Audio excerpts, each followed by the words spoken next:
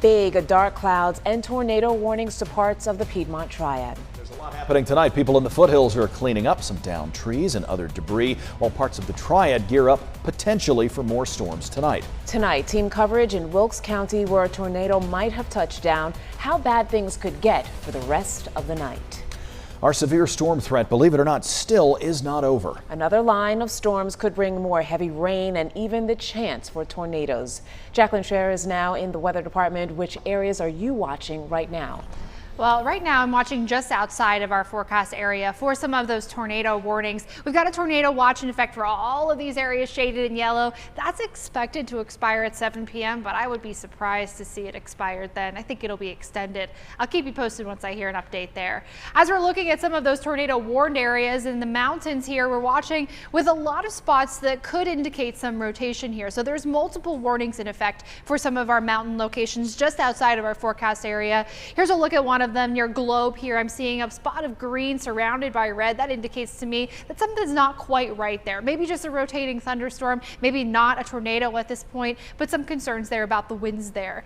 As we're looking at other spots here just east of Pineola, we're watching as those spots appear to have some rotation as well.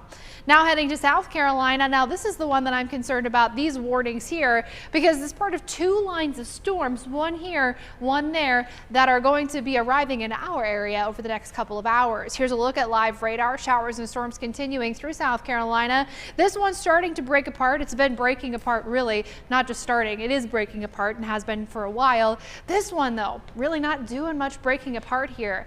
This one concerns me. Looks like kind of a whip here as we're looking at this straight line moving quickly, bringing lots of downpours. That'll be a concern over the next couple of hours because these waves of rain are moving towards us here. Here's a look. I would say this one will probably be here by about 7 p.m. but already we're seeing some of those tendrils start to dry out before they get to us.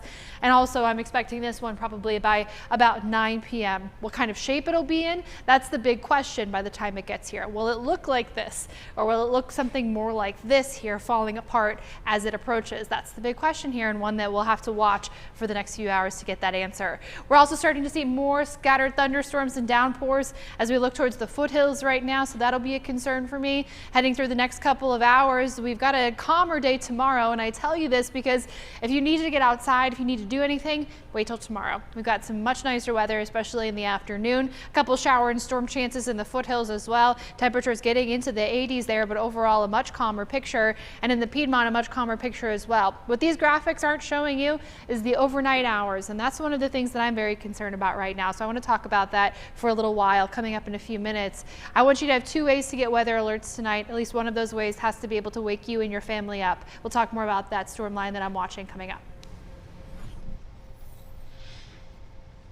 Thank you so much, Jacqueline. We're starting to get some looks at all of the damage that we've been seeing because of the storms and potential tornadoes. A video viewer shared these photos from Rhonda, a town in Wilkes County. It looks like a tree might have fallen onto some sort of a building there.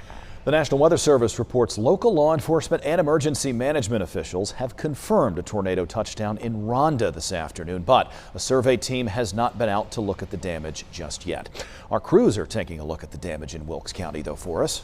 Let's start now with Justin Scher right now, who is live in Wilkes County. How do things look where you are right now, Justin? Hi, Talitha and Kenny. Good evening to both of you. That's right. We are in the Rhonda Klingman area where those storms blew through earlier this afternoon. I want you to take a look at some of the damage behind me. You can see there's a blue tarp up here as well as some of the wood as those storms blew through here earlier this afternoon, blew off some of the siding and also took down this tree. Walk over here. I'll show you this massive tree here that was knocked down.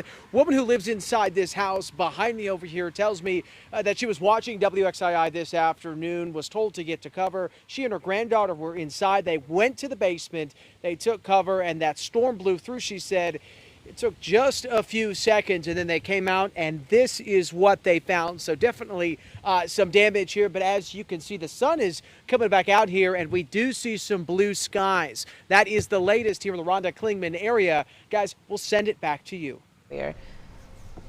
Thank you so much, Justin. Many of you are helping to give us a closer look at the storms and all of the damage. We've been sending photos out to all of our viewers thanks to you. All the photos and videos you've sent in this afternoon. Christine Cruz joins us now in studio with more of what you're seeing. Leanne or Christine.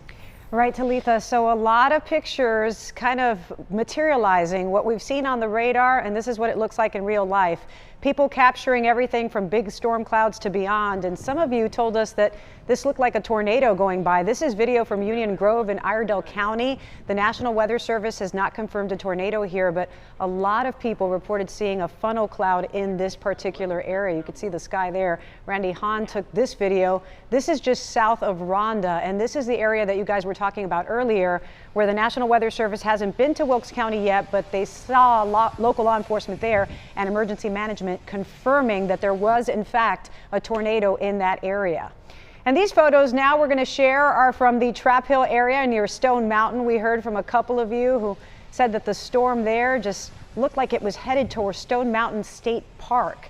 We do want to thank everyone who emailed us these pictures and shared them on Facebook. And of course, you can continue to send your storm photos to us, but please be careful when you take them. The bad weather isn't over yet. In the studio, I'm Christine Cruz.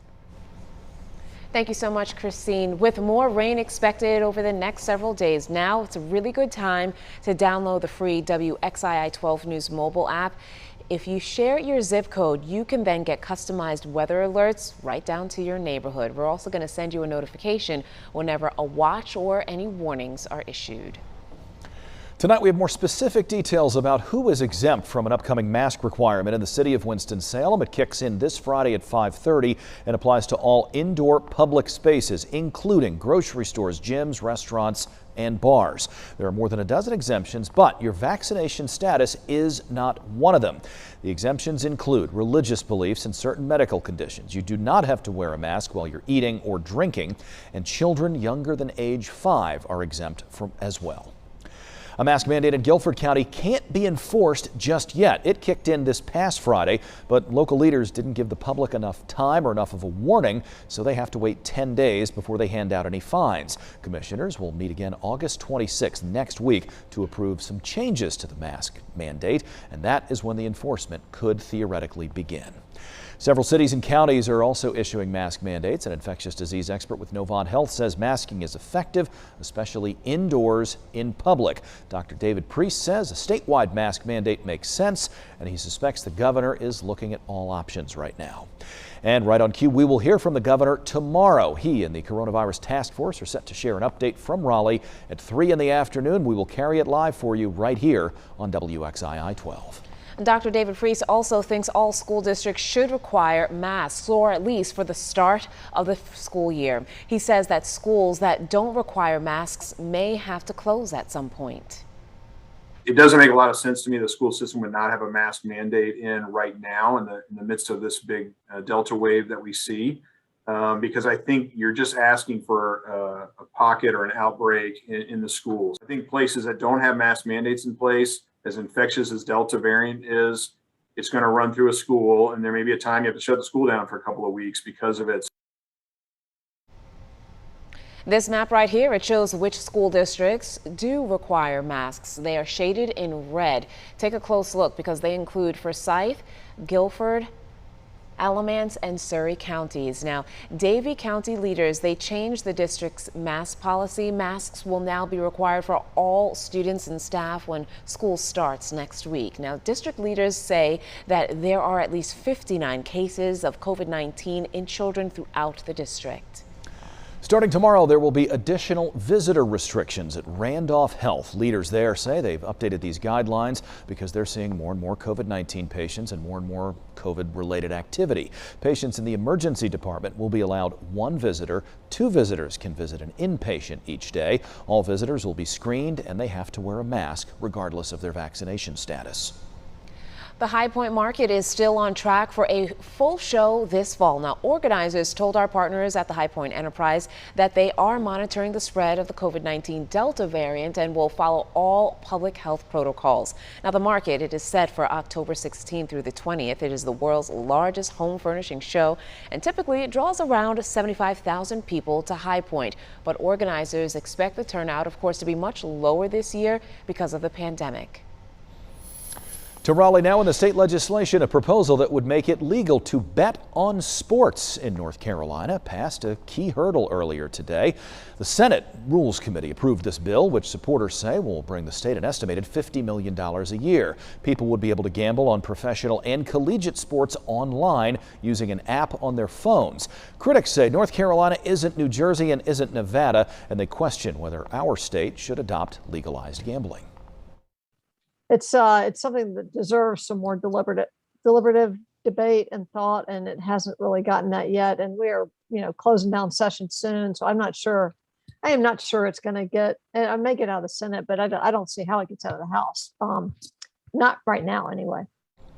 Senate Rules Committee also approved ending the state's pistol permit program today. That bill now heads to the full Senate for a vote.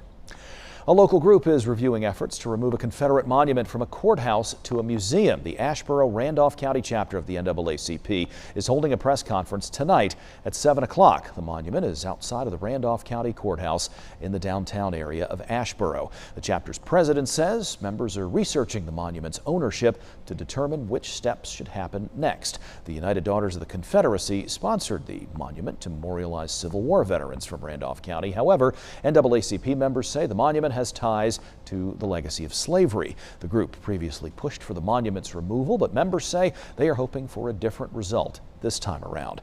Tonight's event is happening at the George Washington Carver Community Enrichment Center in Asheboro, again at 7 o'clock. This just in, Greensboro City Council member Michelle Kennedy is resigning. That announcement was made during today's City Council meeting.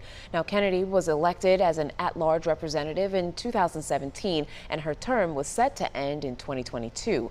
A reason for her resignation, well, it was not given at the meeting. Her replacement will be a discussion on the upcoming city agenda. It is slated to be an agenda item.